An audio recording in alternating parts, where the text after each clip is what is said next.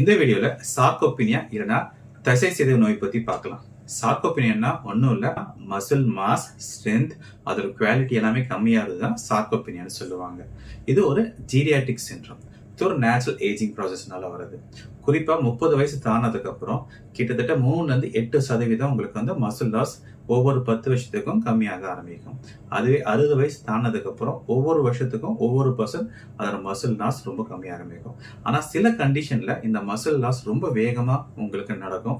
குறிப்பாக உங்களுக்கு டயபெட்டிஸோ இல்லைன்னா கிட்னி ப்ராப்ளமோ இல்லை ரொமாட்டைட் ப்ராப்ளம் இருக்கிறவங்களுக்கு, கேன்சர் இருக்கிறவங்களுக்குலாம் இந்த மசில் லாஸ் ரொம்ப வேகமாக நடக்கும்.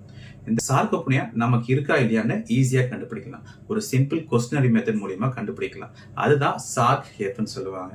சார்க்னா எஸ் வந்து ஸ்டாமினாவும், ஏ வந்து அசிஸ்டட் வித் வாக்கிங்கோ, அடுத்தது ஆர் பொறுத்த வரைக்கும் ரைசிங் இன் சேர் உங்களுக்கு டிஃபிகல்ட்டாக இருந்தாலும், இல்லைனா சி வந்து கிளைம்பிங் த ஸ்டைஸ் ரொம்ப டிஃபிகல்ட்டாக இருந்தாலும், எஃப் வந்து ஃபால் ரொம்ப டிஃபிகல்ட்டாக இருந்தாலும் ஒவ்வொரு ஸ்கோர் கொடுப்பாங்க. இந்த ஒவ்வொரு ஸ்கோரும் 2 பாயிண்ட் இருக்கும். அதில் ஒருத்தவங்க 4 பாயிண்ட் மேலே அதிகமாக இருந்துச்சுன்னா அவங்க கண்டிப்பாக ஃபர்தர் டெஸ்ட் பண்ணி ஆகணும். அதுவும் ரொம்ப சிம்பிள் டெஸ்ட் தான், ரொம்ப காஸ்ட்லி டெஸ்ட்னா இல்லை.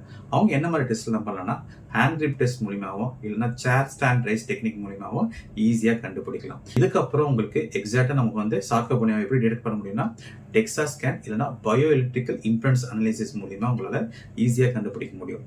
இந்த டெக்ஸா ஸ்கேன் பொறுத்த வரைக்கும் போன் மாஸ் கண்டுபிடிக்கலாம், ஃபேட் மாஸ் கண்டுபிடிக்கலாம், அதே மாதிரி மசில் மாஸும் கண்டுபிடிக்கலாம். இதோட ரொம்ப சிம்பிள் ஈஸியான இது வந்து பயோ எலக்ட்ரிக்கல் இம்பெடன்ஸ் அனாலிசிஸ் டெக்னிக்னு சொல்லுவாங்க. இது மூலியமாக உங்களால் மசில் லாஸ் உங்களுக்கு ஈஸியாக கண்டுபிடிக்கலாம். இது யாருக்கெல்லாம் இது வரும்? ஃபுல்லாக physical inactivity, sedentary life style இருக்கிறவங்க, நடக்கிறதே இல்லைன்னா அவங்களுக்கு வர வாய்ப்புகள் அதிகமாக இருக்கும். சில டிசீசஸ் ஏற்கனவே சொன்ன மாதிரி டயபெட்டிக், கேன்சர், ஹெச்ஐவி, ரொமாட்டைட் ப்ராப்ளம் இருக்கவங்களுக்கு, இல்லைனா லங் ப்ராப்ளம் இருக்கவங்களுக்கும் இந்த ப்ராப்ளம் வர ஆரம்பிக்கும். இல்லைனா ஏஜ்னால ஒரு இம்மோபிலிட்டியோட இருக்கிறவங்களுக்கு வர ஆரம்பிக்கும்.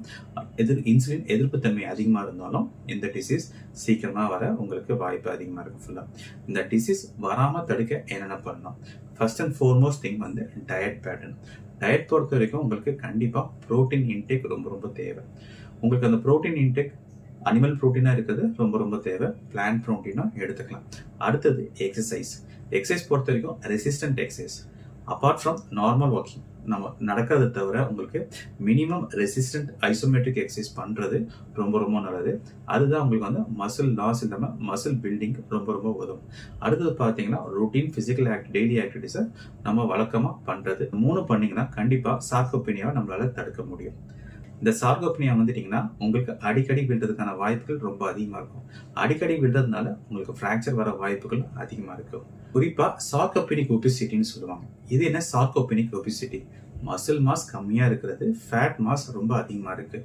நம்ம நாட்கள் போக நம்ம ஜென்ரலாக பார்த்தீங்கன்னா 30 வயசு ஆனதுக்கப்புறம் நம்மளோட தையோட மெஷர்மெண்ட் பார்த்தீங்கன்னா கிட்டத்தட்ட கொஞ்சம் கம்மியாக இருக்கும்.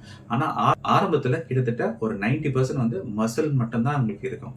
ஆனால் நாட்கள் போக வந்து மசில் வந்து ஃபேட்டை வந்து ரீப்ளேஸ் பண்ணியிருக்கும் ஃபுல்லாக. ஸோ நீங்கள் அதே மெஷர்மெண்ட் இருந்தாலும் உங்களுக்கு வந்து மசில் இருக்காது, உங்களுக்கு ஃபேட் மட்டும்தான் இருக்கும்.